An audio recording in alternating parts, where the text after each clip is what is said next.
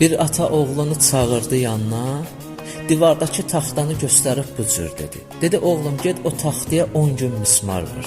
Amma hər gün bir dənə. 10-cu günü tamamında gəl mənim yanıma. Uşaq da atasının dediyi kimi elədi. 10-cu günü tamamında getdi atasının yanına. Atası dedi ki, oğlum indi get o mismarları bir-bir yerindən çıxart.